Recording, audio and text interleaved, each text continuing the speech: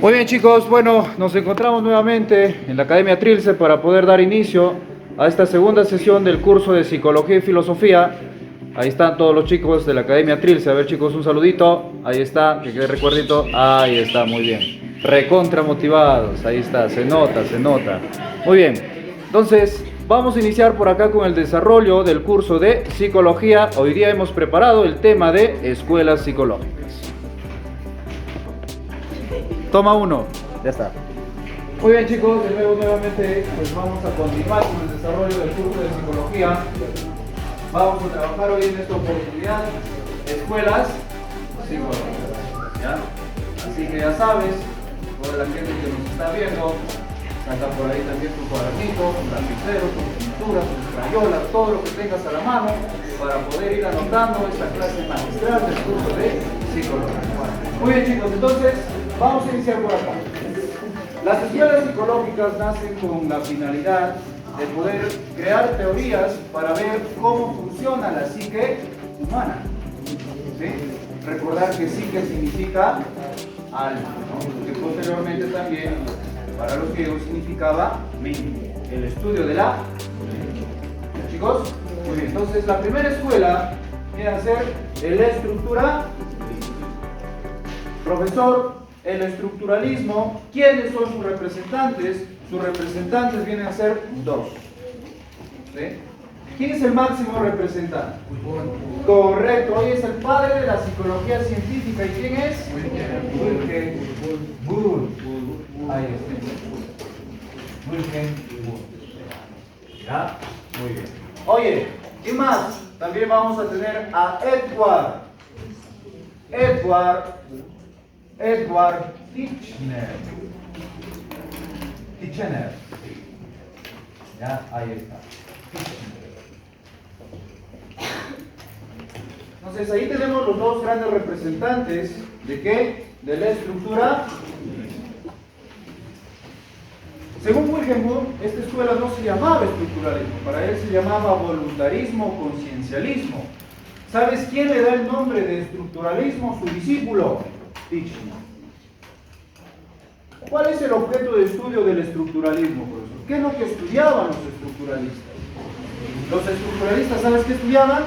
La conciencia, correcto. Lo que te falta, ser consciente. La conciencia. Entonces, por acá notamos la conciencia. Ya, ahí está, la conciencia. Eso fue el objeto de estudio de ¿qué? De los estructuralistas. Muy bien. Titchener, su discípulo de Wilhelm Wundt, viaja a Estados Unidos con la finalidad de hacer un poco más reconocida esta escuela. Y él empieza a estudiar la conciencia, digamos, con un estudio más a fondo, ¿no? Y llega a la conclusión de que la conciencia está conformada por más de 30.000 estructuras, de las cuales 3 son las principales, ¿no? ¿Cuáles son, profesor? Sentimientos. Lo conocemos como el famoso SIS. Ahí está. Sensaciones, sentimientos. Profe, ¿seguro integral de salud? ¡No! Sentimientos. Lo que te falta, bebé. Sentimientos. Correcto. ¿Qué más? Imágenes. Sensaciones. ¿Y qué más? Y sensaciones. Correcto. Sensaciones. Ahí está. Entonces, chicos, ahí tenemos las 3 estructuras principales que conforman, ¿qué cosa? La conciencia. ¿Según quién? Según Titchener. ¿Discípulo de quién? De Wilhelm Wundt. Entonces, estas son las estructuras que van a formar la conciencia. Profesor, ¿y cómo puedo verlo? ¿Cómo podríamos verlo como un ejemplo, no? A ver. Esto de acá. Oye, observa esto. ¿Observaste? En ese proceso que estás haciendo, Observas una forma, ¿no? ¿Qué forma? Rectangular. ¿Qué se está formando? Una sensación. Pero también se forma una imagen, ¿cierto? Una representación de este objeto. Y eso viene a ser la imagen. Pero a la vez se forma un sentimiento. Oye, qué bonito color, moradito, mi color favorito, dice. Se forma un sentimiento. De esa manera trabaja lo que viene a ser las partes que conforman la con. ¿Has entendido? Ahora, profesor, ¿cuál fue el aporte que realizaron los estructuralistas para la psicología? El aporte más grande que habían realizado es convertir a la psicología en una ciencia. Con el laboratorio que había creado Wilhelm Wundt en Leipzig, Alemania, en el año 1871. Entonces, eso vas a notar por acá, mira. Convertir la psicología en ciencia. La psicología en una ciencia.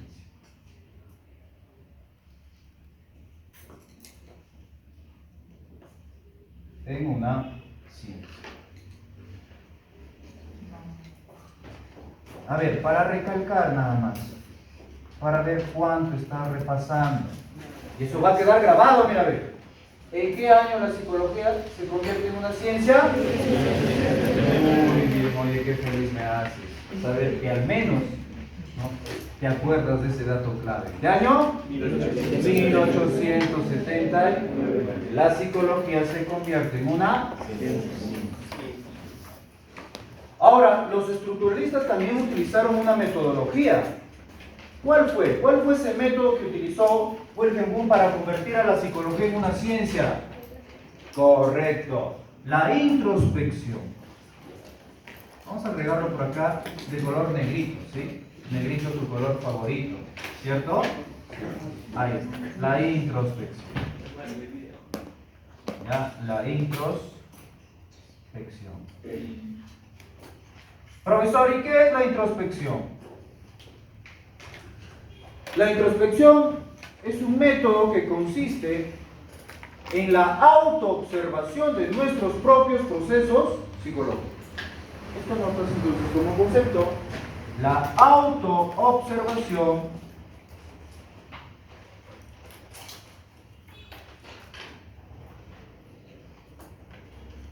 de nuestros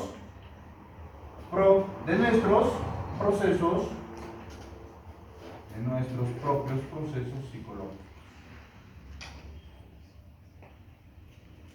Propios procesos psicológicos.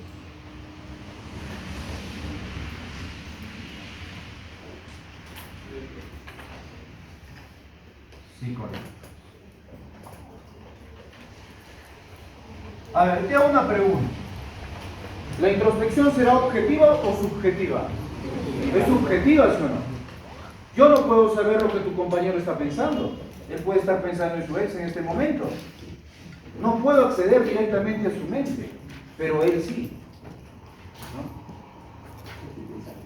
Tu compañera no puede estar pensando, no sé, en qué es lo que va a almorzar.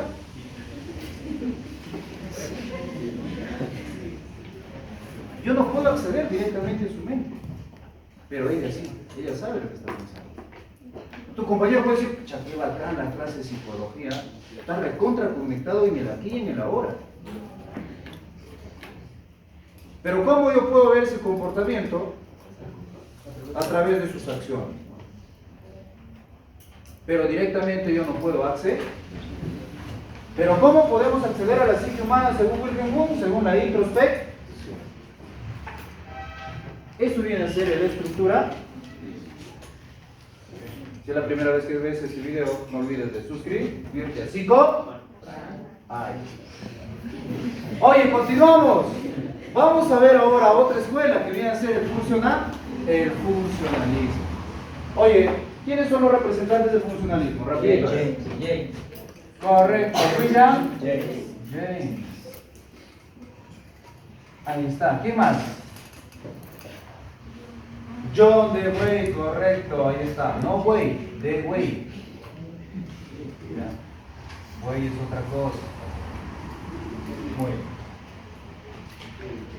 Profesor, ¿cuál fue el objeto de estudio de los funcionalistas, ¿no? ¿Qué es lo que estudiaba William James? La conciencia, pero. Correcto, también pero estudiaron desde la el punto conciencia. pragmático. Muy bien.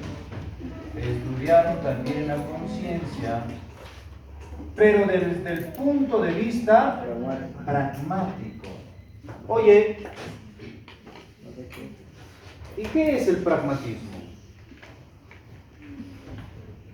El pragmatismo es una corriente filosófica que nace con William James, en lo cual busca la utilidad o la función de tus acciones.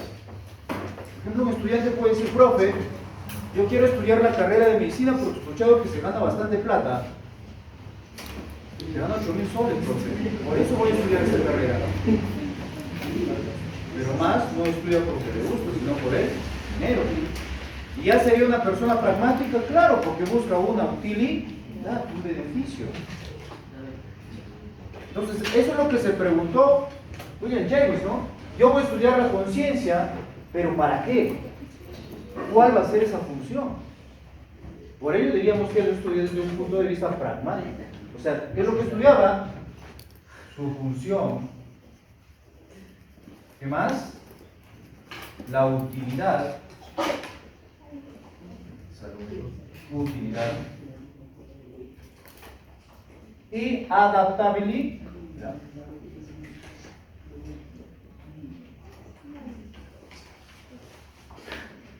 Adaptabilidad. Entonces, chicos, eso fue el objeto de estudio. ¿De qué? De los funcionalistas, como William James. Esta escuela nace en la época industrial. Nace en la época industrial.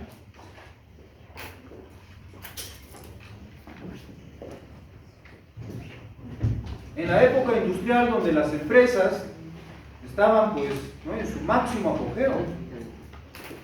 Las personas mayormente dejaban sus chakras, ¿no?, por irse a trabajar a una empresa. Entonces, se empezó a incorporar mayormente la educación ya a las personas, ¿no?, darle más importancia a eso y al campo industrial. Pero William James estuvo influenciado por un biólogo, ¿no?, que es padre del evolucionismo. ¿Quién es, chicos? ¿Quién es el padre de la evolución? No me puedes defraudar en eso. ¿Quién es? Dilo fuerte. Charles Darwin. Correcto. ¿Cuál es su obra? El origen de las especies por medio de selección natural. Correcto. Darwin nos dice que el ser vivo que se adapte mejor al ambiente es aquel que sobrevive. El que no, como tu ex, desaparece. ¿Entiendes? Entonces, ese postulado incluyó en quién? En James. Y James dice, oye, la conducta del ser humano debe ser adaptable. La conducta del ser humano debe ser adaptable a su sociedad. Si no, lamentablemente, desaparece. Profesor, excelente, entendí, chévere. Ahora, ¿cuál es la metodología? ¿Cuál es la metodología que utilizaron, en este caso James, para poder estudiar la conciencia? También utilizaron la introspección. Y bueno, tú ya sabes qué es la introspección. La introspección.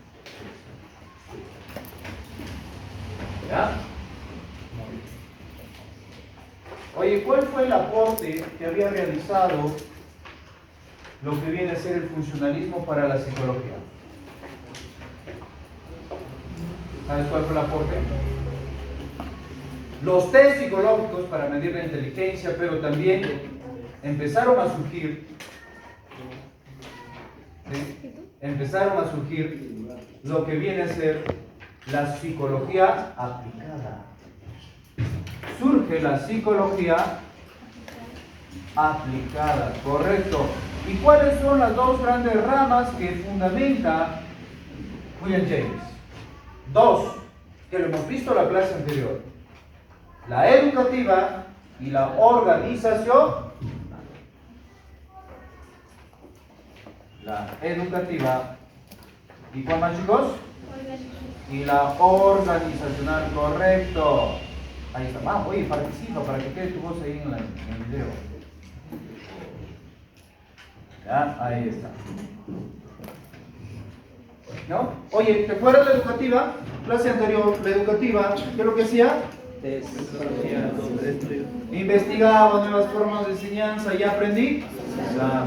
Oye, la organizacional trabaja con las grandes industrias, correcto. ¿Cómo también se le llama?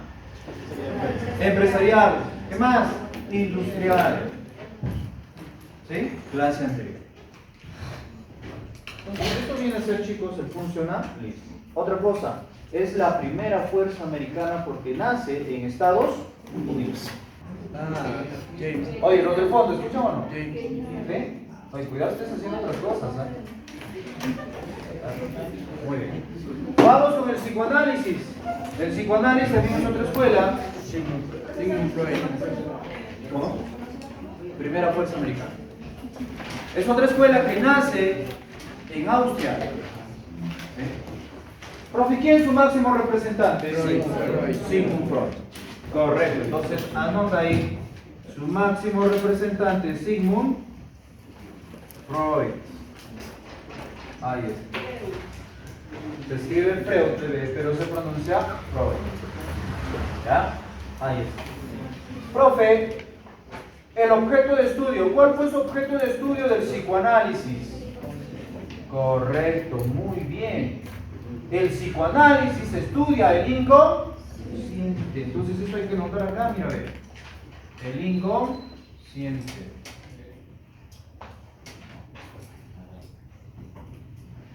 El inconsciente. Ya, ahí está. Y el inconsciente alberga, dice Sigmund Freud, nuestros traumas, nuestras creencias, nuestras normas, valores están instaurados ahí. El eros, el tánatos, el líbido, todo está albergado en tu inconsciente. En pocas palabras, tus conductas se guían a base de placer, pero evitan el dolor. Siempre realizas aquello que te gusta, que te da placer, y evitas el dolor. Pero también ahí se van a encontrar nuestros mecanismos de defensa, como la racionalización, como la sublimación, etc. Profe, ¿y mi inconsciente cuándo aflora? Tu inconsciente aflora mayormente cuando tú estás descansando, cuando estás soñando. Accedes a tu inconsciente. ¿Cómo también podemos llamar nosotros al psicoanálisis? ¿Sabes también cómo se le llama? Pansexualismo, correcto. También esta escuela es llamada pansexualismo.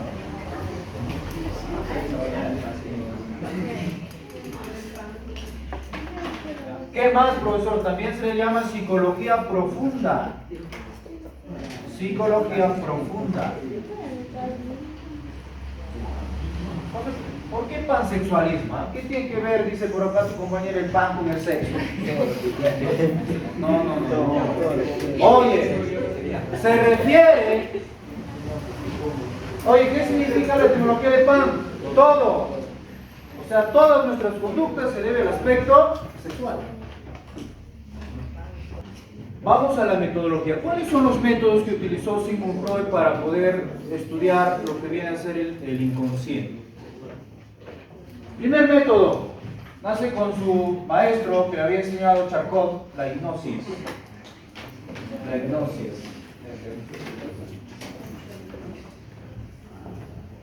La hipnosis es un método que ahora se ha perfeccionado por Milton Erickson, en lo cual se accede directamente a tu inconsciente. Mira, Antes se hacía con un péndulo, ¿no? Tú mirabas el péndulo ahí, como 100 veces tus ojos se marearon, ¿no? Y empezabas a dar la información que estaba almacenada en tu inconsciente. Otro método, asociaciones libres, correcto. Asociaciones libres.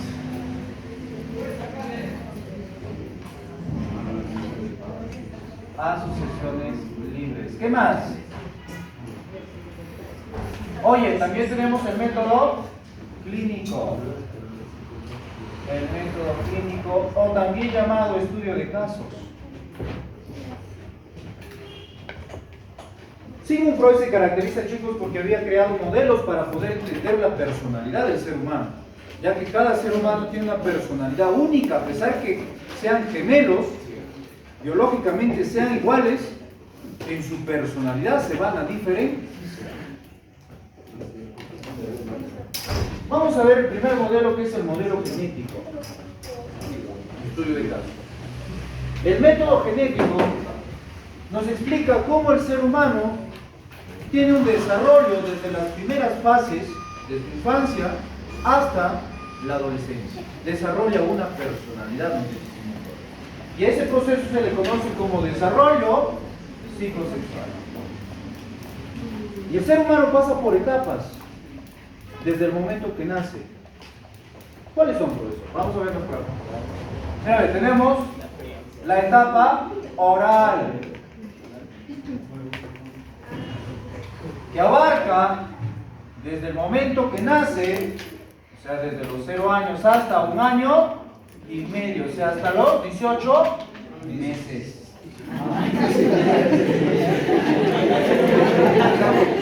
Hasta esa edad. Continuamos, entonces lo voy a editar.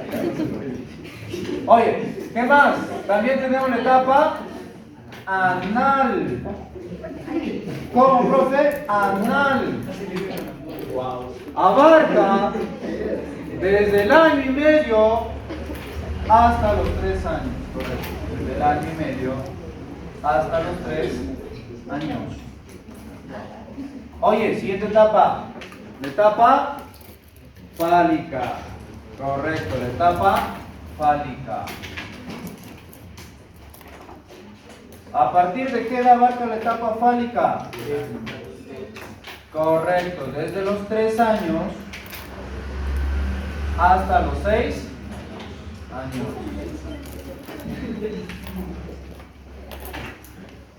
Oye, en la etapa fálica se presentan 2 complejos. El complejo de... Correcto, el complejo de Edipo y el complejo de Electra. Muy bien. Oye, ¿despertaron los del fondo?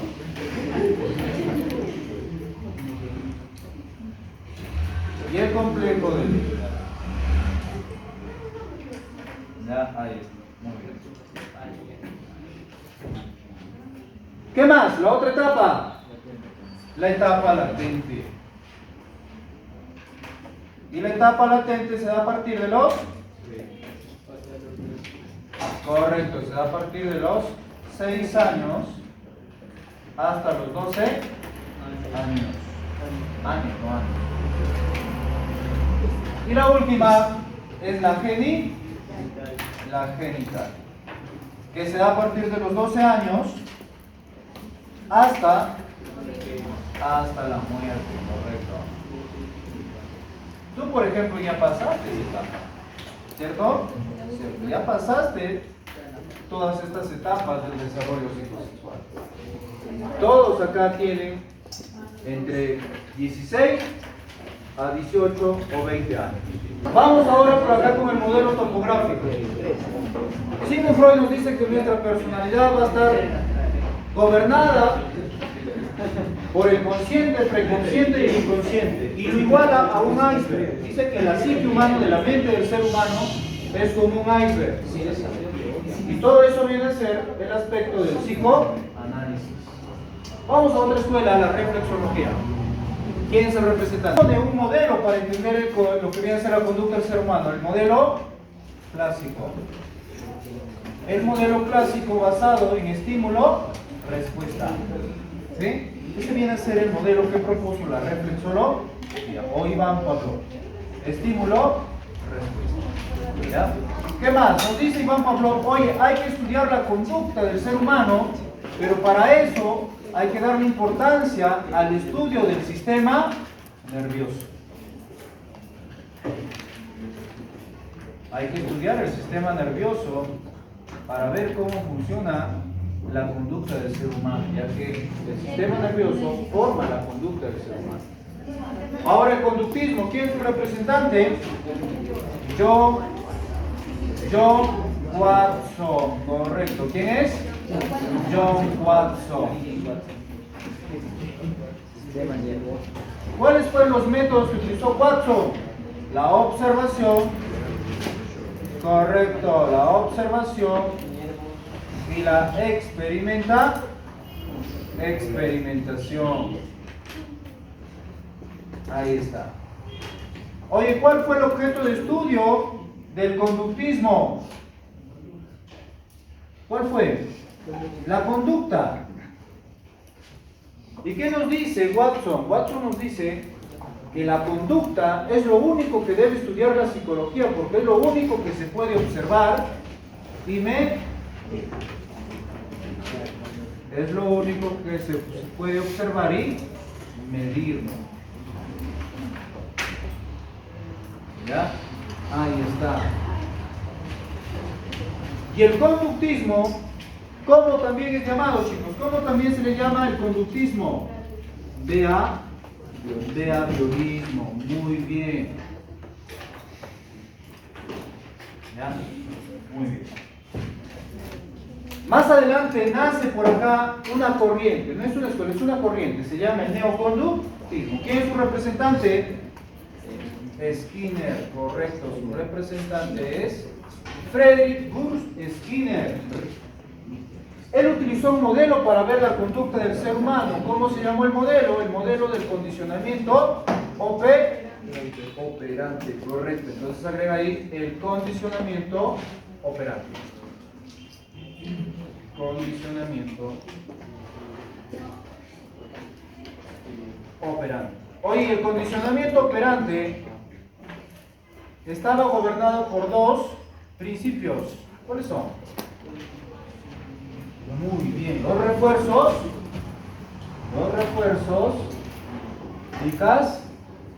y castigos. ¿No? ¿Y esto dónde lo descubrió? ¿Dónde descubrió estos dos principios? En un experimento que él había realizado con una ratita. ¿No? ¿Cómo se llama ese experimento? La capa de Skinner. La capa de Skinner.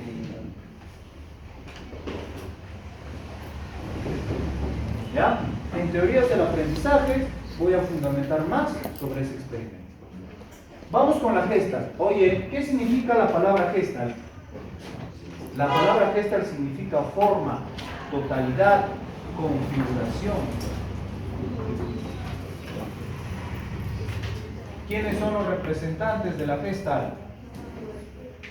Correcto. Son 4 alemanes. Max Wertheimer, ahí está Wertheimer. ¿Quién más, profesor? Wolfgang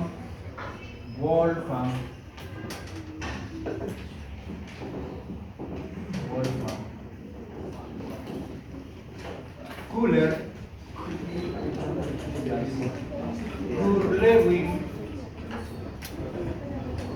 Kurt Lewin y Kurt Kafka.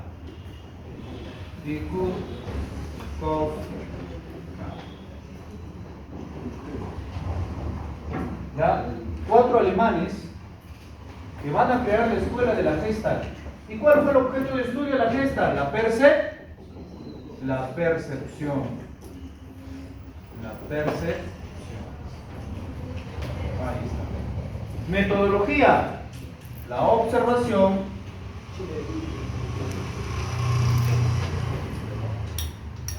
y también la experimentación.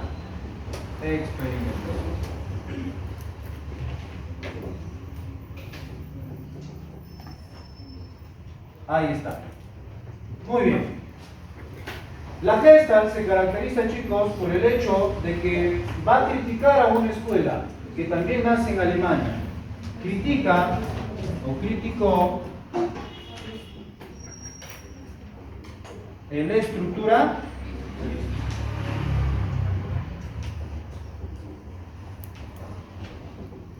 ¿por qué? Porque nos dice, hay que estudiar la percepción no por partes, sino hay que estudiarlo como una realidad inmediata.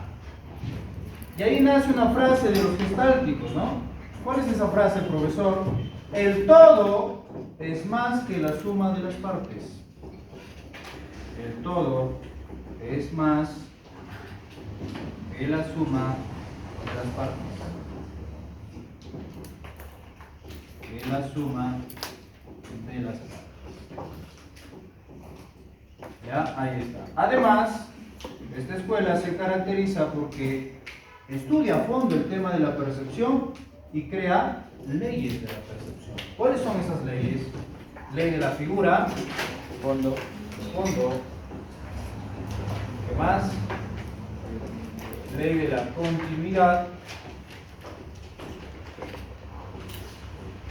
¿Qué más? Ley de la proximidad.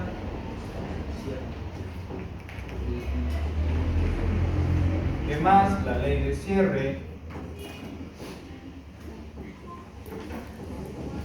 Ley de contraste, etc. Ley de semejanza, etc. Son leyes que propone la Gestalt para entender algo muy importante, la percepción.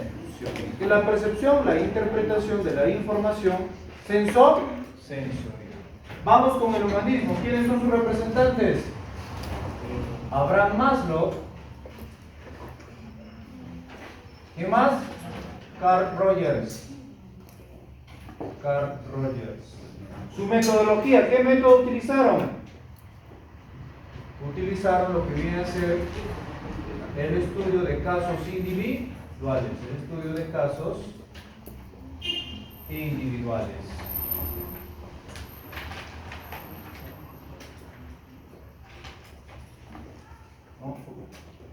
¿Cuál fue su objeto de estudio?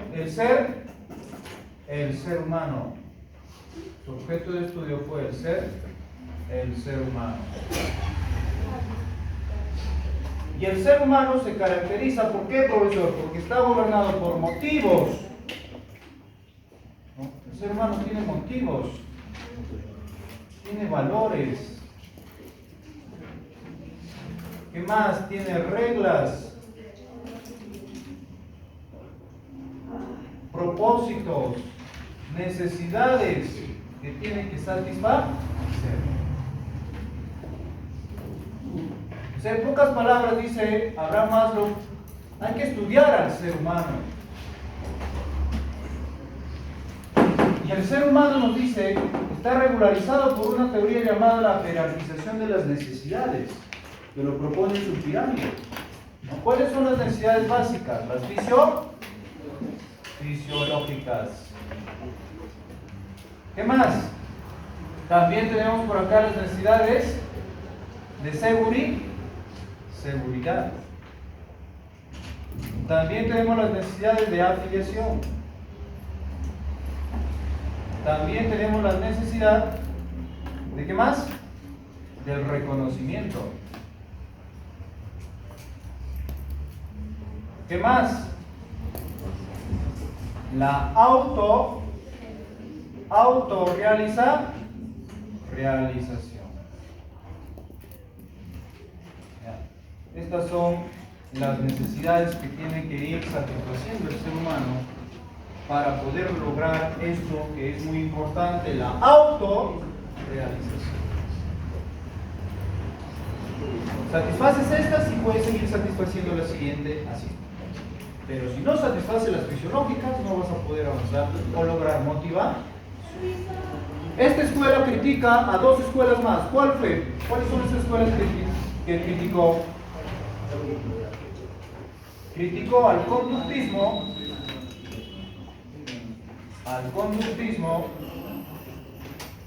y psicoanálisis. A estas dos escuelas el objetivo. ¿Y qué gano yo estudiando la conducta? ¿O el inconsciente? Nada, hay que estudiar al ser humano. Hoy el cognitivismo, ¿quiénes son sus representantes? Jean Piaget. ¿Quién más? John M. Brunner. ¿Quién más? David Ausubel. ¿Quién más? Lev Vygotsky, un ruso, que propone la teoría sociocultural. Lev Vygotsky. Ya, ahí está. Pues ahí tenemos los representantes del cognitivismo. Oye, ¿cuál fue su objeto de estudio? ¿Qué estudiaban los cognitivistas? Los procesos cognitivos. Los procesos cognitivos.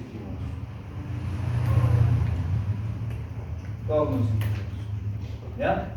¿Y cuáles son? Los procesos cognitivos, pues, básicos, superiores, ¿te acuerdas? Sensación, atención, memoria, percepción. Los superiores, inteligencia, aprendizaje, toma de decisiones, razonamiento, etc. Todos esos van a formar algo muy importante, nuestra conducta. Damos resultados de nuestros procesos cognitivos, nos dice Jean Piaget. ¿Qué método utilizaron? El método que utilizaron es el estudio de casos individuales.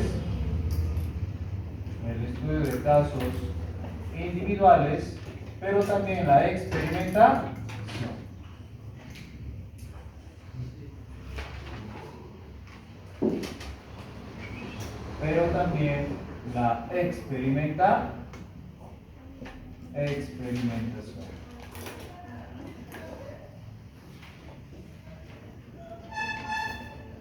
Ya, ahí está. Entonces, los cognitivistas proponen teorías, ¿no?, de los procesos cognitivos para ver cómo estos forman la conducta del ser humano. ¿Ya? Muy bien, chicos, y bueno, esto ha sido todo respecto a escuelas psicológicas. Espero hayas entendido, hayas comprendido. Y bueno, vamos a cortar ahí la transmisión para subirlo al canal. Pero nos falta filosofía, así que unos 10 minutitos más de tiempo para hacer filosofía rápido.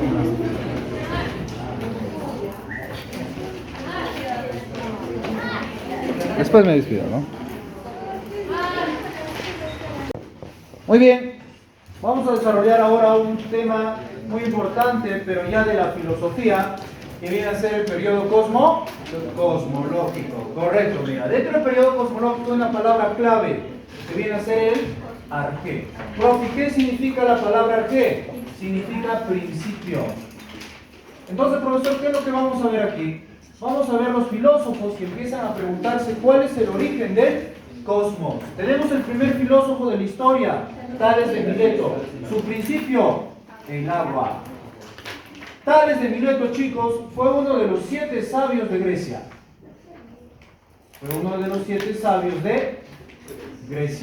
¿Qué más?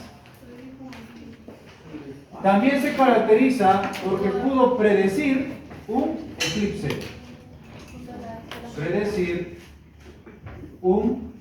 eclipse. ¿Qué más? Fundó la escuela jónica.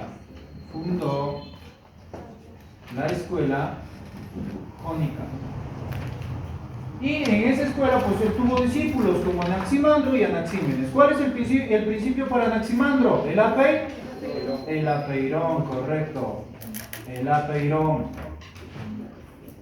Anaximandro es conocido, chicos, porque nos dice que el apeirón es algo indeterminado, es algo infinito.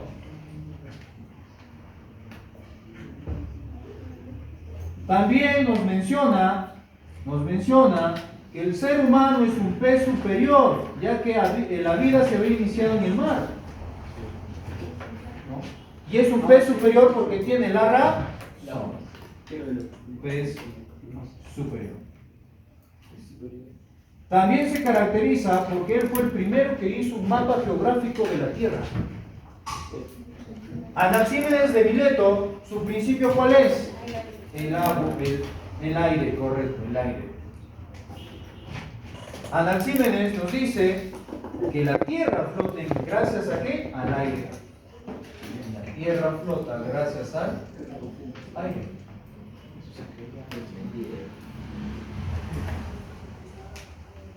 Claro, cuando no había todavía una investigación sólida, se creía en eso, pero ahora sabemos que la Tierra gira alrededor del Sol gracias a la ley de la gravedad.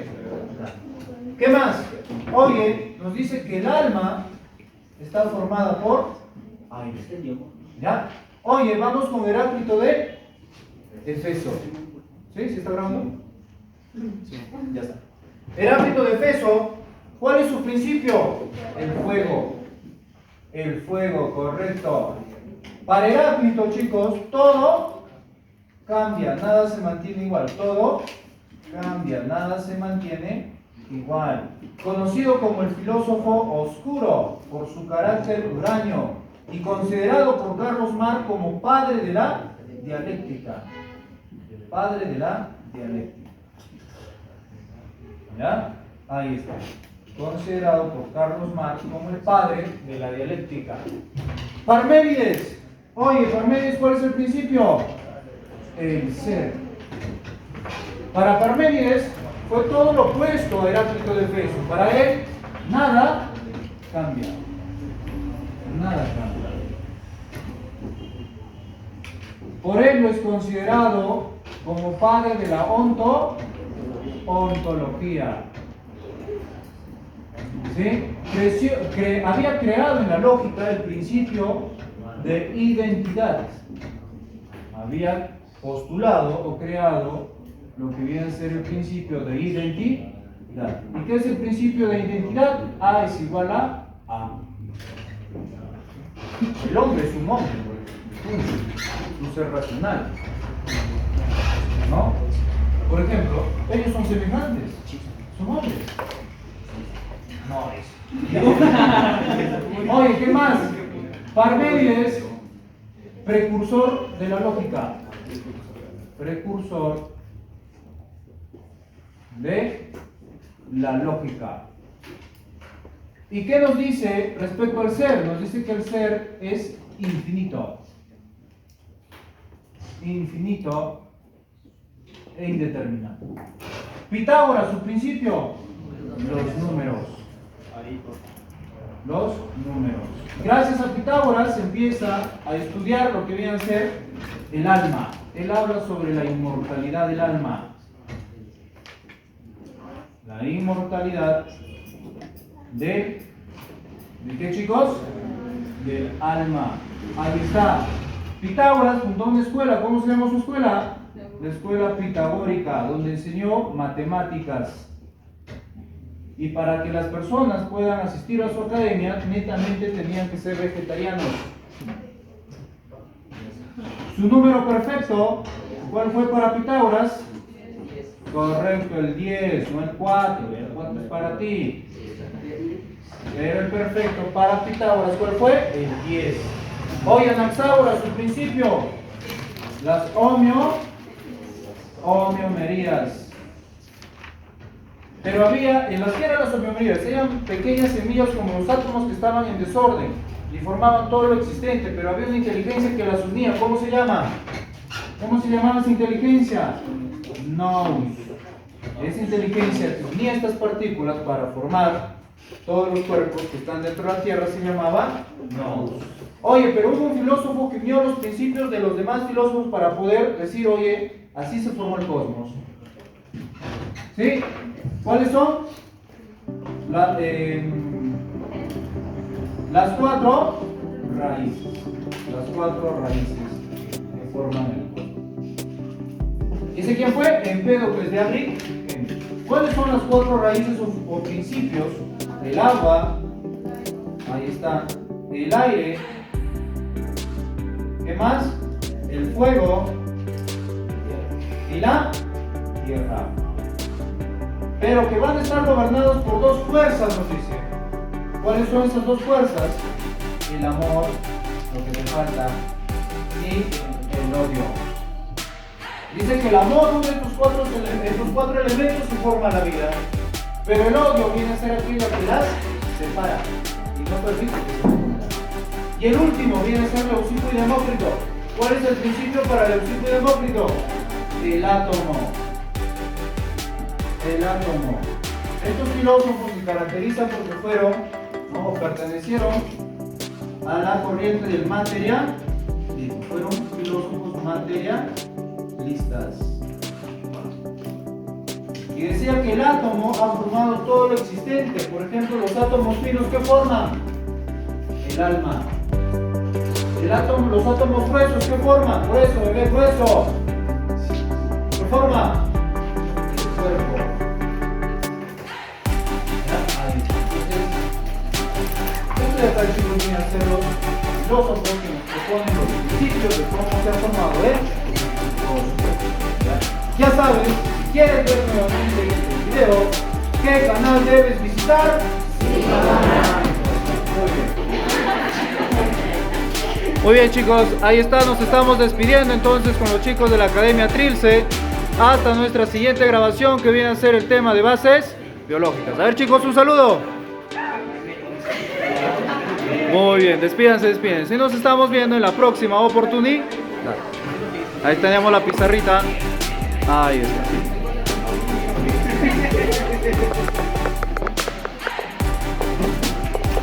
Esto fue Psicogracia.